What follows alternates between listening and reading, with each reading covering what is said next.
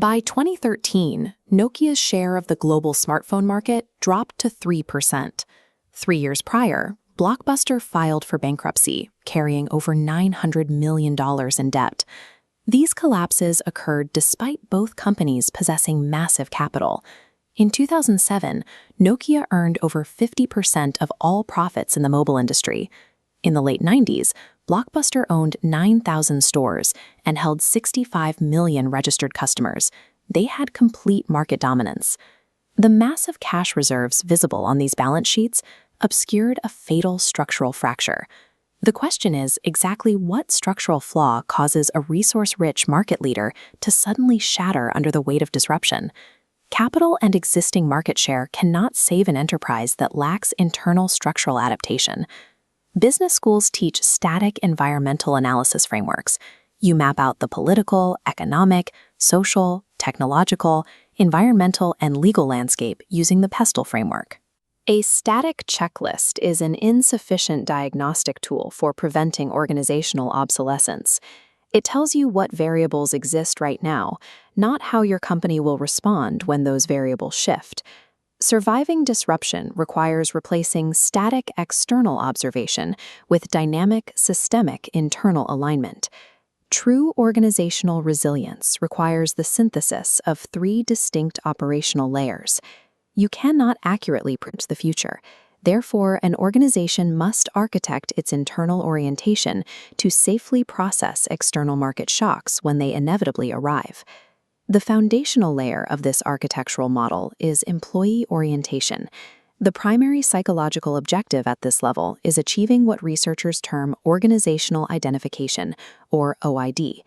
OID occurs when there is an exact alignment between an individual's personal identity and the collective identity of the organization. To understand how this functions, we look at Meyer and Allen's organizational commitment model. First is normative commitment, where an employee stays out of a sense of moral obligation or debt to the employer. Second is continuance commitment. Here, an employee stays because the financial or social costs of leaving the organization are simply too high. The third component is affective commitment. This is the requirement for surviving disruption. Affective commitment means the employee genuinely wants to stay. Operating with high affective commitment, the workforce acts as a unified entity, instantly shifting direction together. When leadership treats onboarding as a mandatory HR checklist rather than a community-building system, they fail to develop this psychological bond. Without affective commitment, voluntary turnover spikes. This immediately strips the firm of the human agility required to execute a complex strategic pivot. Stacked above the employee foundation is the second layer, management orientation. This layer acts as the central processor of the organization. This framework shows how businesses handle stakeholder demands through a simple sequence: inputs, processes, and outputs. Management orientation operates within the processes chevron, acting as the critical bottleneck where external data is either accepted or ignored. When a leadership team processes data, they can adopt a reactive management orientation. The fatal flaw of the reactive model is its exclusive focus on short-term shareholder value. It prioritizes leveraging inside-out assets and ignores external market needs. In the late 90s, Blockbuster embodied this reactive state. Executives focused entirely on optimizing profits from late fees and physical video stores. By 2008, Blockbuster's CEO dismissed the growing threat of Netflix and their DVD by mail service. The reactive processor completely failed to register a direct external threat. Contrast this failure with the mechanics of a responsible management orientation. A responsible management team processes the firm as a dependent node within a larger ecosystem. They actively seek and absorb external input from these sources. A management orientation closed to external societal inputs will flawlessly optimize a business model right up until the exact moment it becomes obsolete. The highest systemic tier is the integrative orientation. This diagram maps the theoretical pathways a business can take to interact with the market. The pathway required for disruption survival is the integrative approach, defined by the bidirectional arrows flowing between business and market.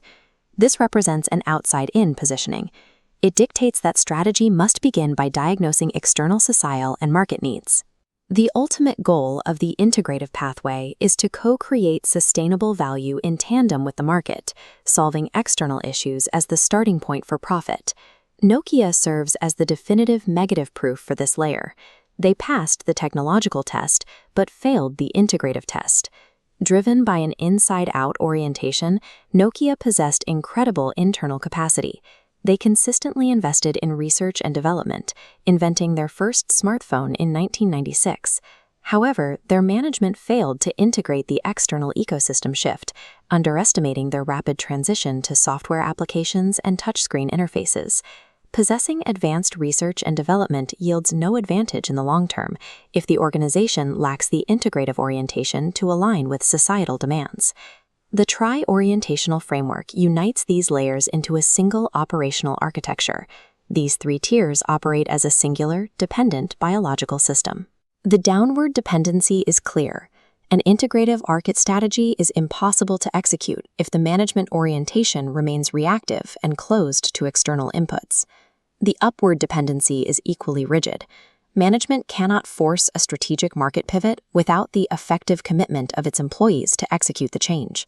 Stakeholder engagement provides the firm's literal mechanism for processing reality.